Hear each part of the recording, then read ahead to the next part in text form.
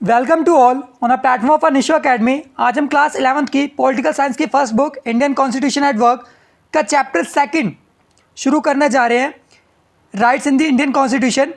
ये इस चैप्टर का पार्ट थर्ड है, क्योंकि पार्ट फर्स्ट और सेकंड हमने ऑलरेडी प्लेलिस्ट में अपलोडेड करा हुआ है। आप वहाँ से आके देख सकते हैं ताकि आपको पार्ट थर्ड आसानी से समझ आ जाए। शुरू करते हैं आज के टॉपिक से।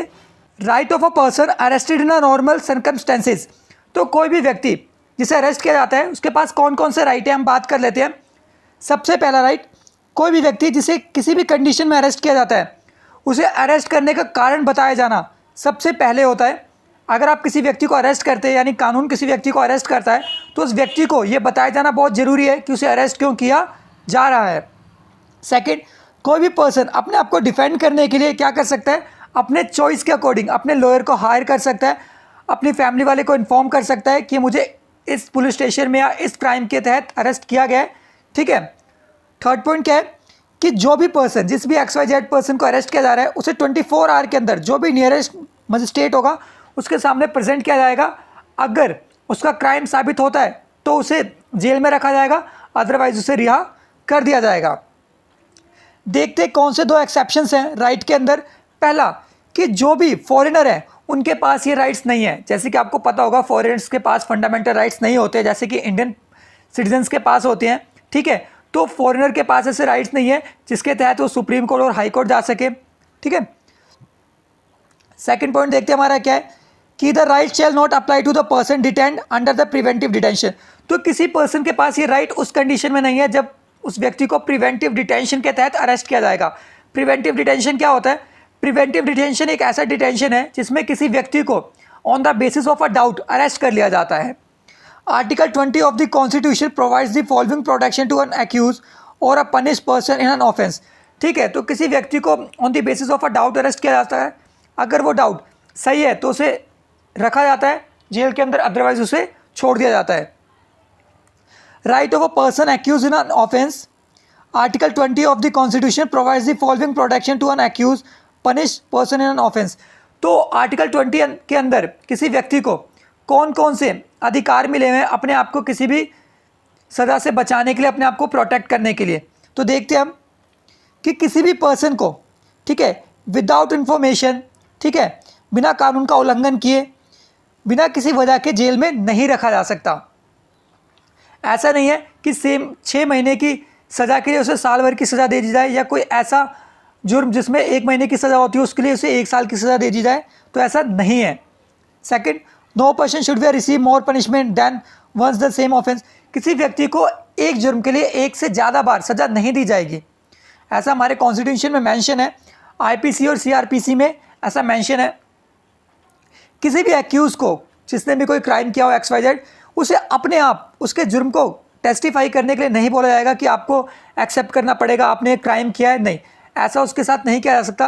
साथ ही साथ उसे किसी भी तरह से उसे कंपल्शन नहीं डाली जा सकती, उसे किसी तरह से मारा पीटा नहीं जा सकता, फोर्सफुली उसके साथ कुछ भी नहीं करा जा सकता, उसे इंजर्ड नहीं किया जा सकता कि आप अपने ऑफेंस को एक्सेप्ट कर लो कि आपने ऐसा किया है, क्योंकि ये किया जाना गलत है। वन ऑफ द मोस्ट जिससे क्वेश्चन आता है प्रिवेंटिव डिटेंशन। तो एक सिंपल सा यहाँ पे देखो इमेज के तहत, ये एक कल्प्रिट है, मानो इन्होंने कोई क्राइम किया और ये पुलिस वाला है, पुलिस वाला इसे अरेस्ट कर रहा है। ठीक है, on the basis of doubt, बस ये डाउट के बेसिस पर अरेस्ट किया जा रहा है। ये एक ऐसा क्राइम है जो आज के क्राइम के लिए, मतलब प्यूनिटिव डिटेंशन एक ऐसा प्रोविज़न है जिस प्रोविज़न के तहत आज के क्राइम के लिए सज़ा नहीं मिलती, बल्कि आने वाले टाइम में आप कोई क्राइम ना करो इसके लिए हमें सज़ा दी जाती है या हमें रोका जाता है, डिटेन किया जाता है। Preventive detention means detention of a person without trial. Preventive detention is not intended to punish a person for an offense but to prevent him from committing an offense. Thus it not a punitive but a protective step. If the government feels that a person can be a threat to a power and the order, it may arrest him.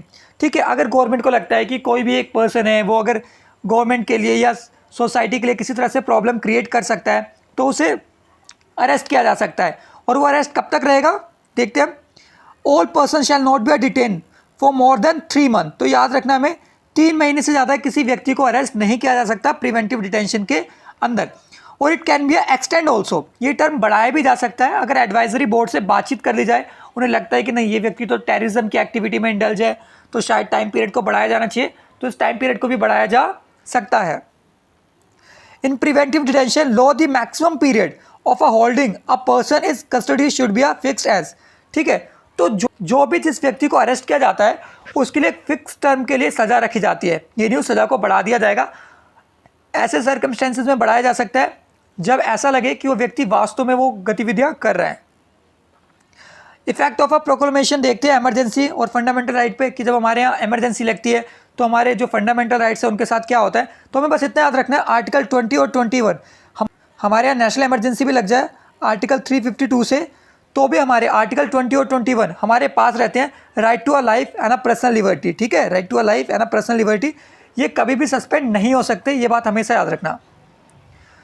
Okay, often with each paragraph there is a condition which takes away the authority completely. तो देखते हैं क्या शर्तें हैं, कुछ शर्तें भी होती हैं। बस थोड़ा है कि कानून में जो आए मन में वो लिख दिया जाए, जिस व्यक्ति के साथ जो चाहे वो कर दिया जाए, ऐसा नहीं हो सकता, ठीक है। राइट कैन नॉट बी अल्टीमेटेड, ठीक है। तो जो राइट है ना, ऐसा नहीं है कि वो असीमित है, जो चाहे वो कर दो, आपके पास तो पूरे अधिकार है, नहीं।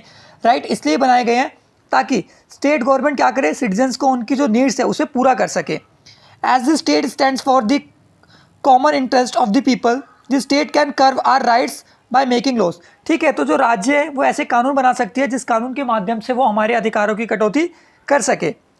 Different restriction need to be justified, it is for the court to be decided whether any restriction is justified और not.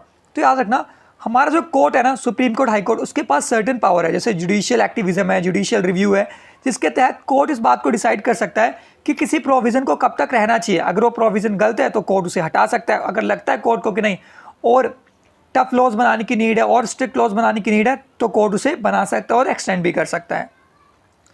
Rights work only when people are aware of their rights and duties, ठीक है। देखो अधिकार कब काम में आएगा यार, देखो अधिकार जब काम में आएगा जब लोगों को अपने अधिकारों के बारे में पता होगा, अपने ड्यूटीज़ के बारे में पता होगा। अदरवाइज उन राइट्स का होना, उन ड्यूटीज़ का होना लोगों के लिए यूजलेस है। कहते हैं ना, किसी चीज़ का बेनिफिट हमारे पास जब होता है जब हमें उस चीज़ को यूज़ करना आता है। जब हमें उस चीज़ को यूज़ करना ही नहीं आता तो हम उसका रियल बेनिफिट कैसे ले सकते हैं। जैसे सिंपल सा एग्जांपल है, किसी पुरानी चीज़ की अगर आपको वैल्यू जाननी हो तो आप म्यूजियम में जाओ। अगर आप कबाड़ी वाले के पास जाओगे ना तो उसके कबाड़े का ही प्राइस लगाएगा वो।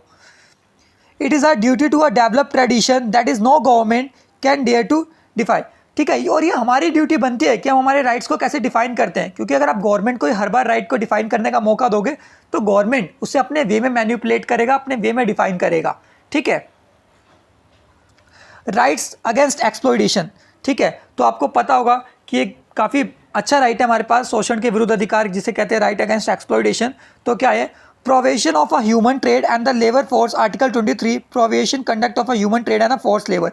तो आपको पता होगा जो मानव व्यापार होता है, ठीक है, ह्यूमन ट्रैफिकिंग सुना होगा आपने, ठीक है, इंसानों को बेचा जाता है। जैसे कि फॉर एग्जांपल आपको पता होगा वीमेन प्रोस्टिट्यूशन, फीमेल को सेक्स वर्क में लगाया जाता है, स्लेव बनाया जाता है, ठीक है। इसको छोड़ के बच्चे होते हैं उनसे ऐसी जगहों पे काम करवाया जाता है जो गलत है, ठीक है। इवन बहुत से लोगों को गांव से लाके शहरों में बेच दिया जाता है, उनसे घरों में काम करवाया जाता है, ये सारे गलत है। This all are exploitation. वो समटाइम तो हमें भी नहीं पता होता कि हमारा एक्सप्लॉयटेशन हो रहा है। जैसे कि आपको एक मैं सिंपल सी बात बताता हूँ, अगर कोई व्यक्ति, आप किसी को मेंटली टॉर्चर कर रहे हो, ठीक है, तो वो एक तरह का एक्सप्लॉयटेशन है। मैं इस टॉपिक पे बात कर रहा हूँ। सुशांत सिंह राजपूत एक बहुत अच्छे एक्टर थे, वो बिफोर फ्यू डेज उन्होंने सुसाइड कमिट किया था। Don't know what was the reason there, but एक सिंपल सी बात, किसी को मेंटली ट्रॉमा देना इट्स ऑल्सो एक्सप्लॉयटेशन। किसी को मेंटली ट्रॉमा हम नहीं दे सकते। अगर आप ये सोच रहे हो नहीं मैंने तो उसके अगेंस्ट कुछ गलत नहीं किया, मैं तो बस कमेंट पास कर रहा था, उसे बुरा लग गया, तो जाने अनजाने में आपने गलती करी है, you should agree with it कि ये गलत है, ये भी एक तरह का क्राइम है, ठीक है। Children under the age of 14 will not be employed in a factory and no risk will be taken from any such a child। तो याद रखना, जो भी 14 साल का बच्चा होता है ना, उसे किसी तरह की फैक्ट्री में और किसी भी तरह के प्लेस पे काम नहीं करवाया जा सकता। आपके माइंड में एक क्वेश्चन आ रहा होगा, अगर आप घर पे काम करते हो और आप घर पे उस समय काम करते हो जो काम आपके स्कूल के आर का है, तो आपके लिए वो भी एक तरह का चाइल्ड लेबर है। यानी आपकी फैमिली स्कूल के आर के दौरान आपसे काम नहीं करवा सकती, हमारे कॉन्स्टिट्यूशन में मेंशन है। क्योंकि as per the article, Indian constitution में आर्टिकल है हमारे पास राइट टू एजुकेशन का, ठीक है, सब पढ़े सब बड़े, सबको पता है बात। तो वर्किंग आर, जो बच्चा स्कूल के उसके जो आर होंगे, अगर उस आर के दौरान उस बच्चे से काम करवाया जाता है तो वो भी चाइल्ड लेबर के अंदर आएगा, ठीक है। आगे देखते हैं राइट टू रिलीजियस फ्रीडम। तो यहाँ पे मैं एक छोटी सी बात बताना चाहता हूँ। आपने सुना होगा कि हमारे यहाँ कुछ पार्टियाँ हैं वो कहती है हम भारत को हिंदू राष्ट्र बना देंगे। तो थोड़ा वेट करो, ऐसा कभी पॉसिबल ही नहीं हो सकता यार। क्यों नहीं हो सकता? इंडियन कॉन्स्टिट्यूशन में एक बेसिक स्ट्रक्चर का फ्रेमवर्क है, आधारिक संरचना। आपने केशवानंदा भारती केस सुना होगा 1973 में, ठीक है। उस केस के अंदर बेसिक स्ट्रक्चर के प्रोविजन डाले गए हैं। जैसे कि आपको पता होगा हमारे यहाँ जो वर्ड है सेक्युलर, जिसे आप धर्मनिरपेक्ष पंथ निरपेक्ष कहते हो, ये हमारे बेसिक स्ट्रक्चर में इंक्लूड है। अगर कोई भी पार्टी से छेड़छाड़ करने की कोशिश करती है ना, सुप्रीम कोर्ट क्या करेगा? उस फैसले से, केशवानंद भारती फैसले से जो प्रोविज़न क्रिएट किए गए उसके तहत उस पार्टी के फैसले को सरपास कर देगा, रोक देगा। तो किसी भी पार्टी के बस की बात नहीं है कि वो ऐसे प्रोविजंस को हटा दे हमारे यहाँ से, सेक्युलरिज्म को, ठीक है। तो ये बस कहने वाली बातें हैं। बात करते हैं राइट टू रिलीजियस फ्रीडम की। Preamble of the Constitution gives the freedom to all citizens of the faith and the worship. The freedom is considered to be the basis of a democracy. The Constitution confirms upon the following rights. हमारे यहाँ जितने rights हैं सबके सब क्या है? Same है, ठीक है। जो हमारा रिलीजियस फ्रीडम का राइट है सबके लिए सेम है, चाहे वो किसी भी कास्ट का हो, ठीक है। जैसे कि आप यहाँ पे देख सकते हो सिख, ठीक है, यहाँ पे क्रिश्चियन, ठीक है, यहाँ पे प्रिस्ट, यहाँ पे मोमडन, ठीक है, और यहाँ पे जैनिज़। तो ठीक है, ये जैनिज़्म, बुद्धिज़्म सबके सब एक हैं यार। वी ऑल आर इक्वल, ठीक है। हम सबके सब अगर सिंपल सी बात कहते हैं ना, हमारी बॉडी में जो ब्लड का कलर है वो रेड है। तो आगे freedom of a conscience and the freedom of a movement and the propagation of a religion. तो आप अपनी मर्जी से कहीं भी जा सकते हो, किसी तरह का धर्म अपना सकते हो, कोई आपको रोक नहीं सकता। यू आर एब्सोल्युटली फ्री, ठीक है। Second, freedom to a manage religious affair. तो आप अपनी मर्जी से किसी भी तरह का धर्म से रिलेटेड कोई भी ट्रस्ट खोल सकते हो, ठीक है। जैसे यहाँ पे ना equality of a all religion, तो सारे रिलीजन क्या हमारे यहाँ सेम है।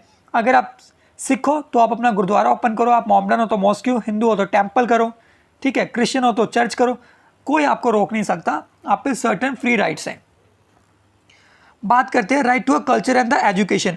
तो आपको पता होगा हमें एजुकेशन का और कल्चर का राइट है। हम हमारी मर्जी से किसी भी तरह का कल्चर एडॉप्ट कर सकते हैं, किसी भी तरह की एजुकेशन ले सकते हैं, ठीक है। हमारे कॉन्स्टिट्यूशन की सबसे अच्छी खासियत क्या है कि हमारे यहाँ डाइवर्सिटी ना यूनिटी है, ठीक है। हम कहते हैं यूनिटी ना डाइवर्सिटी, डाइवर्सिटी ना यूनिटी, ठीक है, कि हमारे यहाँ सबके सब अलग है बट फिर भी एक है। जैसे ये एक आप इमेज देखो तो कितना अच्छा है, पूरा इंडिया दिखाया गया है, इंडिया के कल्चर को दिखाया गया है, इंडिया के लोगों को दिखाया गया है, कितनी अच्छी बात है, ठीक है। Protection of interest of a minority. तो हमारे यहाँ जो माइनॉरिटी है, माइनॉरिटी बेसिकली हमारे 6 तरह की माइनॉरिटीज़ हैं।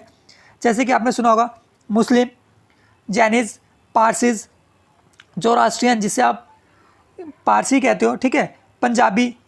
तो हमारे यहाँ जो बेसिकली 6 तरह की माइनॉरिटीज़ हैं, इन्हें अच्छे से राइट्स दिए गए हैं ताकि अपने आप का क्या कर सके, वेलफेयर कर सकें। Okay, preservation of a language and a script and a culture. तो आपको पता होगा हमारे यहाँ पे जो लैंग्वेज है 32, हमारे यहाँ पे बेसिकली लोकल लैंग्वेजेस को इंक्लूड भी किया गया है, और उनको क्या किया जाता है, समय समय पर उन्हें बूस्टअप किया जाता है ताकि वो अपनी ज़रूरतों को पूरा कर सकें। Right to a set up a educational institution. तो हमारे एजुकेशनल इंस्टीट्यूशन को भी स्टार्ट किया जा सकता है। आपने देखा होगा बहुत से NGOs ओपन किए जाते हैं, तो ये सारे हमारे यहाँ पे अलाउड हैं क्योंकि एज पर द इंडियन कॉन्स्टिट्यूशन सबों को राइट दिए गए हैं। तो आगे के जो बचे हुए टॉपिक है ना, हम उसे नेक्स्ट पार्ट में कवर करेंगे। Keep loving, keep supporting team Nisho academy. Kindly like, share and subscribe your on YouTube channel and hit the bell icon for more upcoming updates, and you can also follow us on Instagram. Thanking you for watching our video.